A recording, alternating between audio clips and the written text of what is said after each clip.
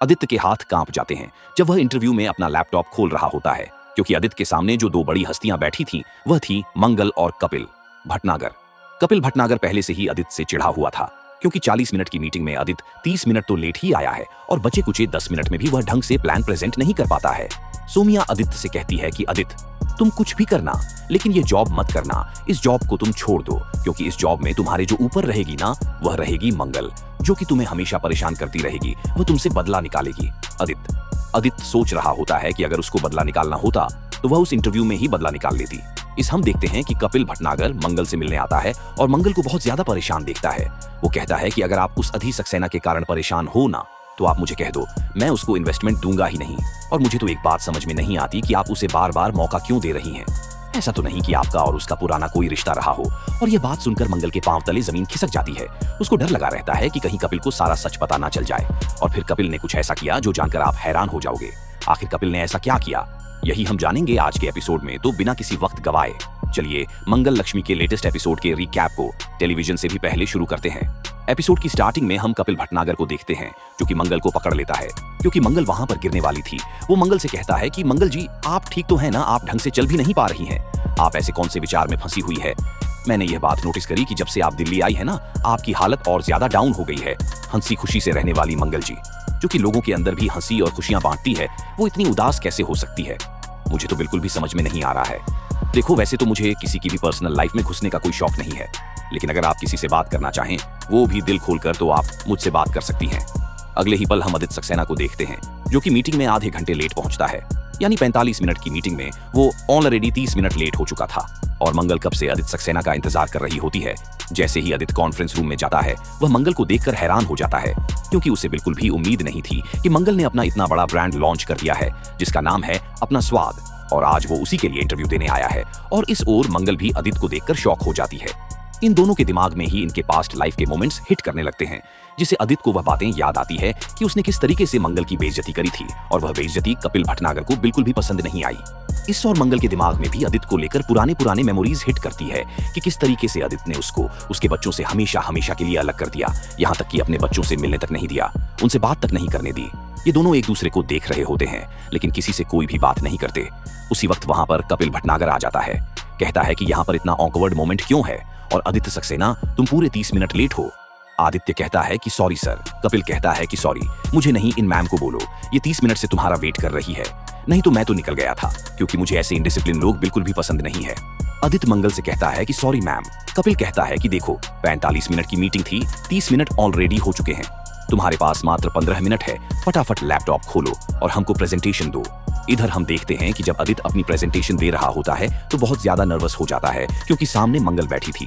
और इस नर्वसनेस के चक्कर में वह कई सारी चीजें गलत भी कह देता है, जिसको कि कपिल पॉइंट आउट करता है और कहता है कि तुम प्रिपेयर हो के नहीं आए हो क्या। इस ओर जब मंगल पानी पी रही होती है तो उससे भी पानी डुल जाता है। ये देख के कपिल उसे टिश्यू देता है और ये सारी बातें आदित्य नोटिस कर रहा होता है कि कैसे कपिल भटनागर मंगल की केयर कर रहा है। एक्चुअली में आदित्य को वह बात याद आ जाती है कि मंगल किस तरीके से स्टार्टअप सुल्तान शो को जीती थी। उसके बाद ही हो सकता है कि कपिल भटनागर ने मंगल को इन्वेस्टमेंट दी हो और इतना बड़ा ब्रांड खड़ा कर दिया। कपिल कहता है कि तुम क्यों रुक गए, तुम तुम्हारी प्रेजेंटेशन चालू रखो, तुम्हारे पास ज्यादा समय नहीं है। इधर अपनी प्रेजेंटेशन दे रहा होता है, लेकिन आदित्य ढंग से नहीं दे पाता है, जिसके बाद टोटल टाइम आउट हो जाता है। कपिल कहता है कि बस इनफ है, मैंने तुम्हारी सारी बातें सुन ली है, अब डिसीजन मंगल जी का है। मंगल जी, आप बताइए, हमें आदित्य सक्सेना के आइडिया पे बिलीव करना चाहिए या नहीं, हमें इसके आइडिया पे इन्वेस्ट करना चाहिए या नहीं। और यह बात सुन के आदित्य को खांसी चलने लग जाती है। मंगल आदित्य को पानी देती है और आदित्य को वह बात याद आ जाती है कि किस तरीके से अभी थोड़ी देर पहले ही कॉल पे उसने मंगल से कहा था कि अगर वह मर भी रहा हो तो मंगल के हाथ का पानी नहीं पिएगा।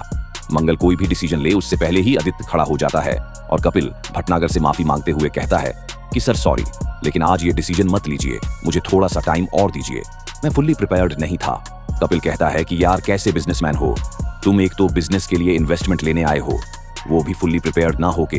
कितने दिन से तुम वक्त मांग रहे हो मंगल जी का, आज उन्होंने समय निकाल के तुम्हें वक्त दिया, तो आज तुम प्रिपेयर नहीं हो और ज्यादा समय मांग रहे हो। क्या तुम पागल वागल हो गए हो क्या। अजीत कहता है कि सॉरी सर। उसके बाद कपिल मंगल से पूछता है कि मंगल जी क्या करना चाहिए। मुझे तो नहीं लगता कि हमें इसके बिजनेस में इन्वेस्ट करना चाहिए, क्योंकि ये खुद ही इतना इनडिसिप्लिन है, ये बिजनेस कैसे रन करेगा। उसी वक्त मंगल खड़े होती है और कपिल भटनागर से कहती है कि कपिल जी, मुझे ऐसा लगता है कि हमें इन्हें थोड़ा सा टाइम और देना चाहिए ताकि ये फुल्ली प्रिपेयर्ड हो सके। कपिल कहता है कि अदिति सक्सेना बहुत लकी हो तुम कि तुम्हें यहाँ पर एक और मौका मिल गया, क्योंकि अगर डिसीजन मुझे लेना होता ना तो तुम अभी तक गेट आउट हो चुके होते। अगले ही सीन में हम देखते हैं कि तूफान आ रहा होता है। उसी वक्त आदित्य बहुत ज्यादा उदास होता है। सोमिया यह बात नोटिस कर लेती है और आदित्य से कहती है कि आदित्य, तुम इतने ज्यादा परेशान क्यों लग रहे हो? जब से तुम मीटिंग से आए हो तुम्हारा मुंह भी थोड़ा उखड़ा उखड़ा सा है ना। तो तुमने कॉफी ली ना ही तुमने चाय ली, आखिर ऐसा क्या हो गया मीटिंग में? उसी वक्त आदित्य कहता है कि मंगल। सोमिया कहती है मंगल वहां पर भी आ गई? आदित्य कहता है कि वहां पर भी मतलब क्या, वो यहाँ पर भी आई थी? सोमिया कहती है कि नहीं, यहाँ पर थोड़ी ना आई थी, और वहां पर भी क्यों ही आई होगी, छोड़ो उसको। आदित्य कहता है कि छोड़ ही तो नहीं पा रहा हूँ, मैं जब भी उसे छोड़ने की कोशिश करता हूँ चुंबक की तरह मेरी जिंदगी में वापस से आ जाती है। सोमिया कहती है कि आदित्य, मुझे बिल्कुल भी समझ में नहीं आ रहा है कि तुम क्या कह रहे हो, तो डिटेल में और अच्छे से बताओ। फिर आदित्य पूरी ही कहानी सोमिया को बताता है कि किस तरीके से जिस लेडी से वह मिलने गया था, वह लेडी और कोई नहीं मंगल ही थी। यानी मंगल ही अपना स्वाद के ओनर है। उसने बीते 6 महीनों में इतना बड़ा बिजनेस खड़ा कर लिया। सोमिया कहती है कि आई डोंट बिलीव, मुझे नहीं लगता कि मंगल ने अपनी मेहनत से बिजनेस खड़ा करा होगा। हो सकता है कि उसने वह जयपुर वाले कपिल भटनागर को फंसा लिया होगा। वैसे भी हम तो जानते ही है ना, मंगल को वह अपनी चिकनी चोपड़ी बातों में सभी को फंसा लेती है। पहले उसने अम्मा को फंसा रखा था और अब उस कपिल भटनागर को फंसा के सारी इन्वेस्टमेंट ले ली होगी और मेहनत भी उसी से ही करवा रही होगी। मैं जानती हूँ उस मंगल को। और आदित्य, मैं यह भी जानती हूँ कि अगर तुमने वहां पर जॉब करी या फिर वहां से इन्वेस्टमेंट ली तो मंगल तुम्हारे सर पर नाचेगी। वो यही चाहती है कि तुम उसके अंडर में काम करो, तभी तो उसने तुम्हें एक और मौका दिया है। नहीं तो इतने इनडिसिप्लिन इंसान को एक और मौका कौन देता है? आदित्य कहता है कि सोमिया भाट। सोमिया कहती है आई मीन कि मंगल ने तुम्हें इसीलिए मौका दिया है ताकि तुम वापस से तैयारी करके आओ और वह तुम्हें जलील कर सके। आदित्य कहता है कि सोमिया, मुझे नहीं लगता कि मंगल ऐसा करने वाली है, क्योंकि अगर उसे करना होता ना तो वह उसी इंटरव्यू में कर देती। उसके पास तो मौका भी था, क्योंकि मैं 40 मिनट की मीटिंग में 30 मिनट लेट आया। सोमिया कहती है कि आदित्य, तुम मेरी बात को समझ क्यों नहीं रहे हो? तुम किसी भी हालत में मंगल के अंडर में काम नहीं करोगे। तुम्हें अपनी भी तो सेल्फ रिस्पेक्ट देखनी होगी ना। क्या तुम एक ऐसी औरत के नीचे काम करना चाहते हो जो कि तुम्हारे पापा की मौत के जिम्मेदार है? क्या तुम एक ऐसी औरत के नीचे काम करना चाहते हो जिनके कारण तुम्हारी मम्मी पागल हो गई है? अम्मा की हालत कैसी हो रही है तुम जानते हो ना। अक्षत ईशाना इन दोनों को छोड़ के चली गई, इनकी माँ। क्या तुम एक ऐसी औरत के अंडर में काम करना चाहते हो?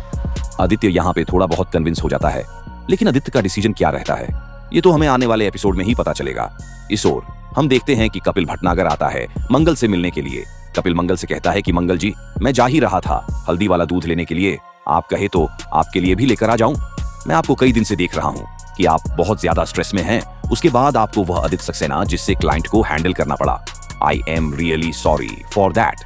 लेकिन मैं आपसे एक बात कहना चाहता हूं कि आपने उस आदित्य सक्सेना को समय क्यों दिया? क्योंकि मुझे नहीं लगता कि वह समय डिजर्व करता है।